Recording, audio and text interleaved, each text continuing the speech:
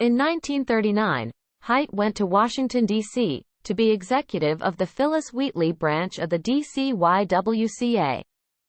In the fall of 1944, she returned to New York City to join the YWCA national staff, joining the program staff with special responsibility in the field of interracial relations. This work included training activities, writing, and working with the Public Affairs Committee on race issues, where her insight into the attitude and feeling of both white and Negro people was heavily counted on. It was during this period that the YWCA adopted its Interracial Charter, 1946, which not only pledged to work towards an interracial experience within the YWCA, but also to fight against injustice on the basis of race, whether in the community, the nation, or the world.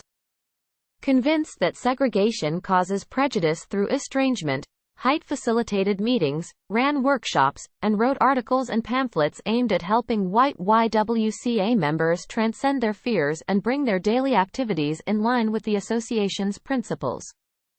Height was an active member of Delta Sigma Theta sorority throughout her life, developing leadership training programs and ecumenical education programs.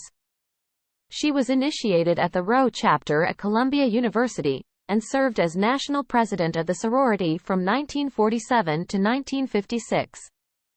In 1950, Height moved to the Training Services Department, where she focused primarily on professional training for YWCA staff.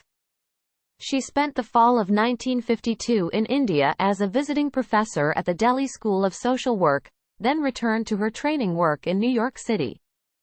Height participated in the Liberia Watch program and worked within the ranks of leadership in 1955.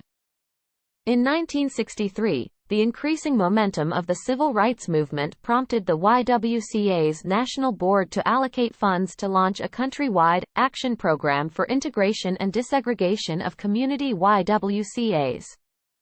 Height took leave from her position as Associate Director for Training to head this two-year action program. At the end of that period, the National Board adopted a proposal to accelerate the work, in going beyond token integration and making a bold assault on all aspects of racial segregation. It established an Office of Racial Integration, renamed Office of Racial Justice in 1969, as part of the Executive Office. In her role as its first director, Height helped to monitor the association's progress toward full integration, kept abreast of the civil rights movement, facilitated honest dialogue, aided the association in making best use of its African American leadership, both volunteer and staff, and helped in their recruitment and retention.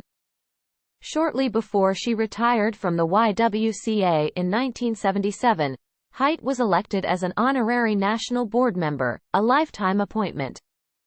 In 1958, Height became president of the National Council of Negro Women, NCNW, and remained in that position until 1990. While working with both the YWCA and NCNW, Height participated in the civil rights movement, and she was considered a member of the Big Six, a group with up to 9 members, including Martin Luther King Jr., James Farmer, John Lewis, A. Philip Randolph, Roy Wilkins, and Whitney Young. In his autobiography, civil rights leader James Farmer noted that Height's role in the Big Six was frequently ignored by the press due to sexism. During the civil rights movement, she organized Wednesdays in Mississippi with Polly Spiegel Cowan, which brought together black and white women from the North and South to work against segregation. Height's background as a prize-winning orator allowed her to serve as an effective middleman through creating a dialogue of understanding between unfamiliar parties.